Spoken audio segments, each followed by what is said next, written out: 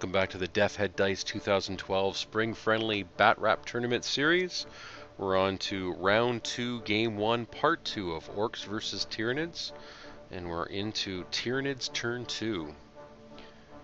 So we're going to start off with more Spore Mine movement. Let's see, I think Phil was quite happy with bringing them along, but from a recording point of view, they take up a lot of time. So next up, the Hormagaunts are going to do their run roll at the same time as their movement, and they get 10 inches. And then next up, the Zoanthrope is just going to move behind some cover. And then the same with the Termagants. They're going to move up behind that really nice looking piece of terrain. And then the Warriors and the Tyranids Prime are going to run as well, and they got a 4-inch, so they're doing their move there. And the Doom of Malantai is going to just move closer towards the bikes, the jet bikes, or Deathcopters, there we go. And they did the run roll for the Zoanthrope, and it got 1 inch. So on to the Orks movement. Now, Phil was in the understanding that at the beginning of each turn, the Spore Mines move, both the player's turn and the opponent's turn. I think that was incorrect, so you're going to see a few breaking of the rules there, but the jet bikes move back. The looted wagon rolls its don't press that successfully, and Spencer's starting to move up his squad of 20 Ard Boys. And then we'll move up Gazgul as well. Now he does remembers to do the slow and purposeful roll, so he gets 5 inches there. And now into shooting, the Deathcopters are going to fire at the Doom of Malantai.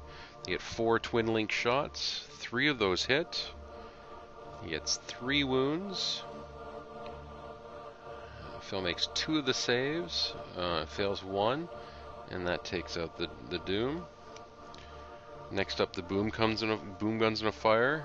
It scatters 7 inches. Only managed to get 1 of the Hormagaunts under the template, but does manage to wound it, and because it's an AP3, there's no save. Now the Ard Boys are going to fire with their Shudas. They get 30 shots. Of that, 11 were able to hit. 6 of those wounded. And because they're AP4, I believe that they are 5, they get no save. Next up, the Rockets are going to fire there, but fail to hit. Gazgul's going to fire with his big Shuda, fails to get any hits. Now the other boys are going to fire. They get 10 shots. 3 of those shots hit. All 3 of those wound, and so 3 more are gone from the Hormagaunts. And then next up, the Ludas are going to fire, those poor Hormagaunts.